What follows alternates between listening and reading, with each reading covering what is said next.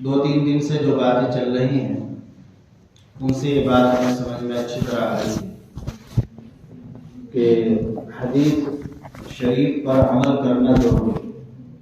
قرآن کریم پر حدیث شریف کے بغیر عمل نہیں ہو سکتا، اور جس طرح اللہ تعالیٰ نے قرآن کریم کی حفاظت فرمائی ہے ایسے ہی اللہ نے حدیث شریف کی بھی حفاظت فرمائی ہے۔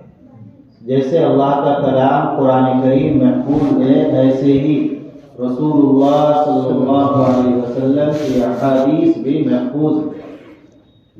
تفصیل سے اس سلسلے میں باتیں آ چکی ہے، واقعات بھی آ چکے ہیں۔ آج کی مجلس میں یہ بات عرض کرنی ہے کہ حدیث شریف کسے کہتے ہیں۔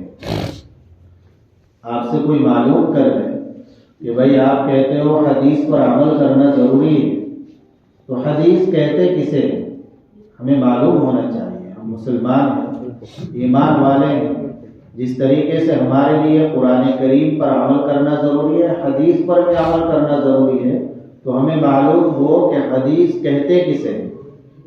حدیث کہتے ہیں، حدیث کی تعریف ہے علامہ سخاوی رحمۃ اللہ علیہ نے کی ہے، ما اضیف الی النبی صلی اللہ علیہ وسلم من قول او فعل او تقریر او صفت۔ 4 چیزوں کو حدیث کہا جاتا ہے۔ ایک تو حدیث کہا جاتا ہے اللہ کے نبی صلی اللہ علیہ وسلم کی بات کو۔ آپ علیہ السلام نے کوئی بات ارشاد فرمائی، آپ کی زبان مبارک سے کوئی بات نکلی تو وہ حدیث ہو گئی۔ مثال کے طور پر آپ علیہ السلام نے فرمایا انما الاعمال بالنیات، انما الاعمال بالنیات۔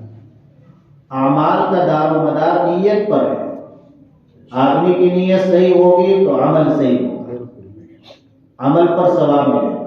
نیت صحیح نہیں ہوگی تو عمل پر ثواب بھی نہیں ملے گا۔ تو یہ حدیث ہو گئی جو آپ کی بات ہے۔ اور ایسے ہی آپ علیہ السلام نے فرمایا صلو کما رأیتمونی اصلی، ایسے نماز پڑھو جیسے مجھے نماز پڑھتے ہوئے دیکھتے ہو۔ تو جو بات آپ نے ارشاد فرمائی وہ حدیث ہے۔ ایک چیز تو یہ۔ دوسری چیز فعل، یعنی جو کام آپ علیہ السلام نے کیا وہ بھی حدیث ہے۔ آپ علیہ السلام نے جو کام کیا ہے وہ بھی حدیث ہے۔ مثال کے طور پر آپ علیہ السلام نے چاشتے کی نماز پڑھی تو یہ بھی حدیث۔ آپ نے اوابین کی نماز پڑھی یہ بھی حدیث۔ آپ علیہ السلام نے مثال کے طور پر بکری کا زیرہ یعنی بازو کا گوشت تناول فرمایا تو یہ بھی حدیث ہو گئی۔ آپ کو وہ گوشت پسند تھا، حدیث شریف میں آتا ہے۔ تو آپ علیہ السلام کی بات بھی حدیث ہے، آپ کا کام بھی حدیث ہے۔ 2 باتیں ہو گئی، 2 چیزیں ہو گئی۔ ایک تو آپ نے جو بات کہی ہے وہ حدیث ہے، موٹی سی زبان میں اس طرح یاد رکھنا ہے۔ جو کام آپ نے کیا ہے وہ بھی حدیث ہے۔ اور ایک تیسری چیز ہے تقریر۔ تقریر کا مطلب ہے تائید، اور تائید کا مطلب یہ ہے کہ نبی اکرم صلی اللہ علیہ وسلم کے سامنے کسی صحابی نے کوئی کام کیا، آپ علیہ السلام نے اس کام پر نکیر نہیں فرمائی، اس سے منع نہیں فرمایا، تو یہ آپ علیہ السلام کا اس موقع پر خاموش رہنا اس بات کی دلیل ہے کہ یہ کام صحیح ہو رہا ہے، یہ کام صحیح ہے، اور گویا یہ بھی آپ ہی سے ثابت ہے۔ جیسے ایک صحابی ہیں حضرت ابی بن کعب رضی اللہ عنہ، وہ فرماتے ہیں کہ ہم نے حضور اکرم صلی اللہ علیہ وسلم کے سامنے ایک کپڑے میں نماز پڑھی اور آپ نے ہمیں منع نہیں فرمایا۔ غربت کا زمانہ تھا، تنگی کا زمانہ تھا، 2 کپڑے کس کے پاس ہوا کرتے تھے، ایک کپڑا ہی ہوتا تھا جس میں سطر چھپ جاتا تھا، تو ایک کپڑے میں نماز پڑھی، آپ نے منع نہیں فرمایا، تو یہ کہا جائے گا کہ یہ بات تقریر سے ثابت ہے۔ ایک کپڑے میں بھی آدمی نماز پڑھ سکتا ہے، تو یہ بھی حدیث ہے۔ تقریر کا مطلب یہ ہوا کہ آپ علیہ السلام کے سامنے کسی صحابی نے کوئی کام کیا، آپ نے اس پر کوئی منع نکیر نہیں فرمائی، تو یہ سمجھا جائے گا کہ یہ بھی چیز بھی حدیث سے ثابت ہے۔ 3 چیزیں ہو گئی جن کو حدیث کہتے ہیں۔ آپ کی بات کو حدیث کہتے ہیں، آپ کے کام کو حدیث کہتے ہیں، اور آپ نے کسی صحابی کے کام کی بات کی تعریف فرمائی ہو، اس کو بھی حدیث کہتے ہیں۔ اور چوتھی چیز جس کو حدیث کہا جاتا ہے، جو حدیث کی تعریف میں داخل ہے، وہ ہے صفت۔ آپ علیہ السلام کے اوصاف، آپ علیہ السلام کی صفات اور اوصاف دو طرح کی ہیں۔ ایک تو صفات اور آپ علیہ السلام کی وہ ہیں کہ جن کا تعلق اخلاق سے ہے۔ آپ کا اخلاق، آپ کا کریکٹر، آپ کا کردار کیسا تھا، یہ سب بھی حدیث۔